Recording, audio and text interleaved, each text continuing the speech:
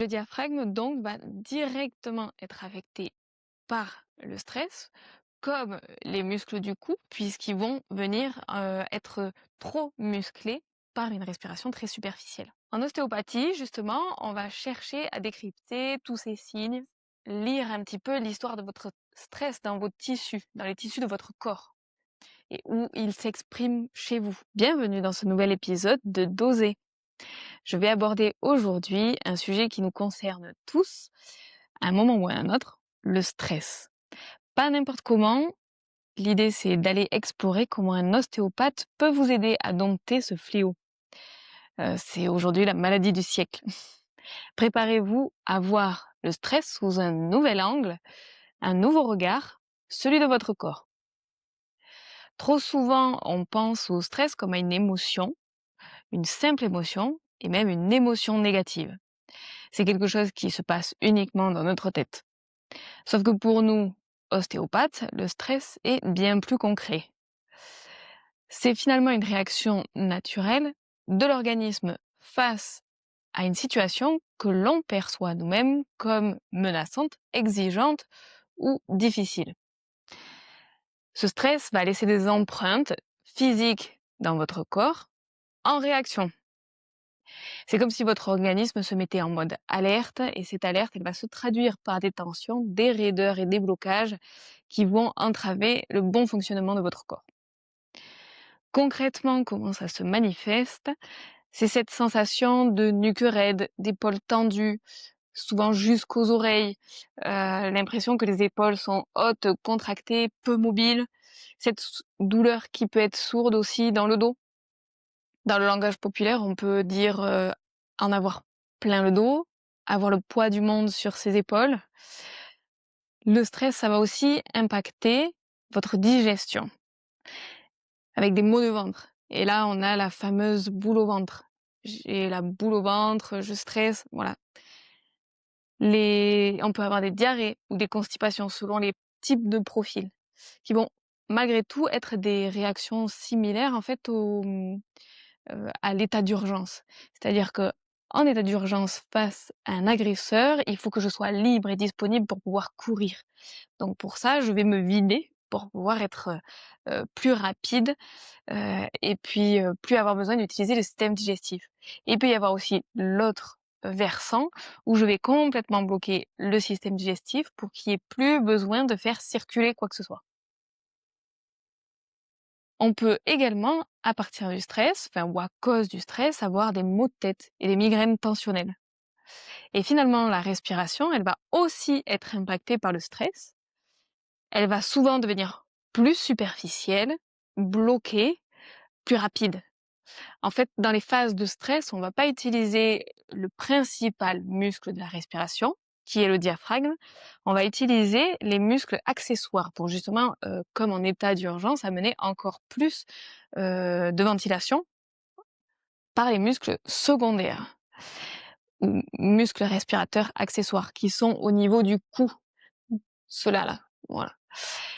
Euh, le diaphragme donc va directement être affecté par le stress, comme les muscles du cou, puisqu'ils vont venir être trop musclés par une respiration très superficielle. En ostéopathie, justement, on va chercher à décrypter tous ces signes, lire un petit peu l'histoire de votre stress dans vos tissus, dans les tissus de votre corps, et où il s'exprime chez vous. Quand vous venez nous voir avec des symptômes qui sont liés au stress, la première étape, ça va être d'évaluer de façon palpatoire, avec une palpation minutieuse, pour voir un petit peu où vous en êtes, où les tensions sont marquées et qu'est-ce qui impacte quoi. Une petite précision, chaque ostéopathe est tellement différent qu'il n'y a pas de bon ou de mauvais ostéopathe, il faut vraiment trouver celui qui vous correspond. Donc je vais vous parler plutôt de ce que moi je connais et ce que je fais au cabinet. Donc dans un premier temps, je vais m'attarder au système nerveux. Finalement, c'est grâce au système nerveux qu'il va y avoir un phénomène de contraction des muscles, et c'est ce système nerveux qui va, recevoir l'information d'urgence et de stress, qui la reconnaît, qui l'analyse et qui va, demander au corps d'agir en conséquence. Donc normalement, soit pour la fuite, soit pour le combat, Aujourd'hui, dans notre, civilisation, on peut pas faire ça. Il n'empêche que, on va, créer des tensions qui sont une préparation à ces réponses-là et toute la complexité, c'est le fait qu'il y ait pas justement de fuite ou de combat et qu'on va garder ça en nous, parce que ça se fait pas, parce que, voilà, il faut quand même avoir un minimum de civilité et le fait qu'il y ait pas cette expression que le corps avait programmée, ça va, endurcir, contracter, créer des nœuds, des boules et des tensions au niveau de votre corps. Voilà. Donc c'est justement ça qu'on va sentir en ostéo et c'est pour ça que je commence par le système nerveux, c'est déjà de rééquilibrer ce système nerveux autonome, c'est-à-dire celui qui va gérer l'équilibre entre l'accélérateur et le frein de votre corps, donc le côté combat ou récupération. Et une fois que j'ai fait ça, je vais ensuite pouvoir m'attarder à ce qui se passe un peu plus localement, notamment en prêtant une attention particulière au diaphragme. On a dit que c'était le muscle respirateur principal. Et finalement, c'est, un muscle qu'on travaille très, très tôt puisque les bébés vont respirer, ils bougent très peu, ils commencent à appréhender, en fait, leurs membres. Les muscles des membres sont les derniers muscles qui sont mis en action et c'est les derniers muscles qui vont être câblés au niveau du système nerveux. Donc finalement, plus c'est central et plus le trajet, le circuit nerveux est rapide et se met en place tôt et le muscle du diaphragme est donc un des muscles principaux. Là, c'est le muscle que le bébé va utiliser tout le temps. Il respire, même si elle est allongée, qu'il bouge pas beaucoup. D'où le fait que, ce muscle soit si important. Il va, de ce fait, nous permettre également de gérer notre stress. Il est vraiment en lien profond avec l'état du système nerveux. Moins je mobilise le diaphragme, plus je me mets en état de stress, je bloque ma respiration et il faut, par le système nerveux, envoyer une commande justement de régulation et plus je vais le mobiliser, plus il va être souple, il va être mobile, il va mobiliser le système digestif, il va mobiliser, enfin masser même le système digestif, mobiliser la colonne puisqu'il va être attaché sur la colonne, les côtes. Voilà, donc en travaillant sur le diaphragme, on va pouvoir supprimer un grand nombre de désordres et de douleurs qui peuvent être là présentes, à cause du diaphragme. D'autant que le diaphragme est un muscle qu'on utilise malgré tout, nous aussi, constamment dans la journée. Je crois qu'il y a un cycle de 20 000 respirations par, jour. Donc si je respire mal, je crée des tensions en continu. Voilà, donc l'importance du diaphragme. Après ça, je vais justement évaluer, une fois qu'on a libéré ce système nerveux, libéré le diaphragme, l'état et la mobilité des organes internes. C'est ce qu'on appelle l'ostéopathie viscérale.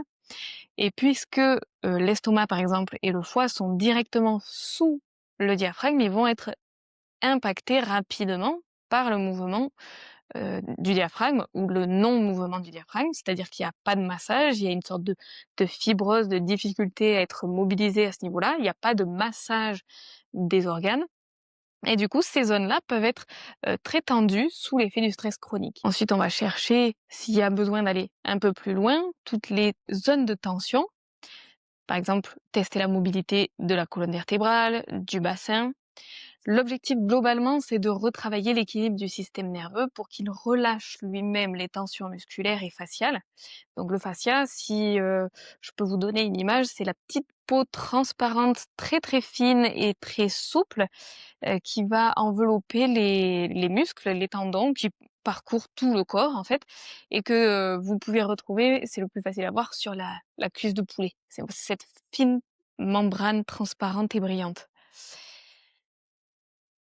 À partir de là, du coup, l'idée c'est que le corps lui-même puisse ramener de la mobilité là où elle a été perdue, y compris permettre une respiration profonde qui va être favorisée et ça va permettre d'envoyer les signaux de calme à tout l'organisme. Globalement, le but, c'est le même pour tous les ostéopathes, même si les techniques utilisées sont différentes, mais le rôle de l'ostéopathe ne s'arrête pas à la table de consultation. On est aussi là pour vous guider vers des gestions durables de votre stress. C'est pour ça, en tout cas pour ma part, que je vais souvent parler d'exercices de respiration ou demander simplement déjà à mes patients de respirer sur la table pour leur permettre de se rendre compte de comment ils respirent et ensuite de leur montrer une autre façon pour pouvoir utiliser pleinement leur diaphragme. Ce sont des exercices qui sont très simples et pourtant qui sont très puissants. On l'a dit, notamment parce que le diaphragme, c'est un énorme muscle qui traverse toute la cage thoracique qui va être du coup, musclé et utilisé depuis l'enfance et toute la journée, sans qu'on y prête attention. Ces exercices-là, ils ont, comme on l'a dit, le lien avec le système nerveux, vont permettre d'autoréguler en fait notre système nerveux au quotidien. C'est pas vraiment du coup de l'apprentissage à la respiration, c'est plus une rééducation à ce que vous saviez déjà faire, mais que la vie vite, vite, vite, vite et on va dire nos nouvelles habitudes, nous ont fait oublier. Ces exercices simples et puissants, c'est plus une rééducation à la respiration qu'un apprentissage. Parce que finalement, on l'a dit, on respirait depuis qu'on était bébé avec ça, c'est simplement notre mode de vie qui nous a fait en fait oublier de respirer. Entre le vite, vite, vite, voilà, ce côté toujours avoir besoin de courir, d'être assis, on comprime aussi le diaphragme, enfin, ou en tout cas, on lui permet pas de prendre toute sa place. Voilà, donc c'est plus notre mode de vie qui nous a amené vers une respiration un peu altérée. Donc l'idée, c'est de juste reprendre conscience de ces mouvements et refaire des exercices de respiration ample pour reprendre le plein potentiel d'oxygène pour son organisme. On va aussi apporter des conseils sur l'amélioration de la posture. Parce que finalement, une bonne mécanique corporelle, elle réduit les contraintes que vous allez impacter à votre organisme. Elle va aider votre corps à mieux faire face aux agressions. Et si nous sentons, ou en tout cas, dans mon cas, si je sens que le stress est trop profond, qui nécessite des approches un peu plus poussées et complémentaires, alors j'oriente très facilement vers d'autres professionnels de santé, par exemple des psychologues, des sophrologues, éventuellement des nutritionnistes aussi, quand il y a besoin de rééquilibrer sur un autre terrain.